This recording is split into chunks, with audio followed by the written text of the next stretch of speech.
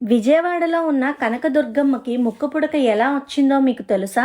ఒకసారి కృష్ణమ్మ భూమి మొత్తం నీరు పారాలని భూమి చుట్టూ వెళుతూ ఉంటుంది. అలా పారుతూ పారుతూ బెజవాడికి వస్తుంది.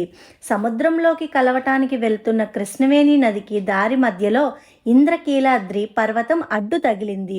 అప్పుడు కృష్ణవేణమ్మ ఇంద్రకీలాద్రి ముందు నిలబడి నమస్కరించి నాకు దారిని ఇవ్వు అని అడుగుతుంది. దానికి ఇంద్రకీలాద్రి పర్వతం ఇలా అంటుంది, నేను ఎన్నో సంవత్సరాల పాటు తపస్సు చేయటం వల్ల దుర్గమ్మ నా భక్తిని కరుణించి ఇప్పుడు నాపై కొలువై ఉంది. ఇప్పుడు నీకు దారిని ఇస్తే నువ్వు ఇంద్రకీలాద్రికి ఏమి చేస్తావో ఏమో. నా తల్లి దుర్గమ్మ ఇబ్బంది కలిగే ఏ పని కూడా నేను చేయను అని అంటుంది. అప్పుడు కృష్ణమ్మ కొండపై ఉన్న దుర్గమ్మ వంక చూస్తూ ప్రార్థిస్తుంది. కనకదుర్గమ్మ కరుణించి నువ్వు అనుకున్నది జరుగుతుంది, కానీ నీ దగ్గర నుండి నాకు ఒకటి కావాలి అని అడుగుతుంది. దానికి కృష్ణమ్మ సరే ఇస్తాను అని అంటుంది.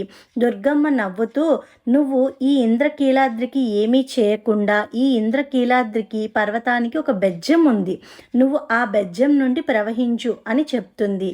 దానికి కృష్ణమ్మ అంగీకరించి నీకు నా దగ్గర నుండి ఏం కావాలి అని అడుగగా దుర్గమ్మ నవ్వుతూ నాకు నీ ముక్కుపుడక బాగా నచ్చింది, దానిని నాకు అరువుగా ఇవ్వవా అని అడుగుతుంది.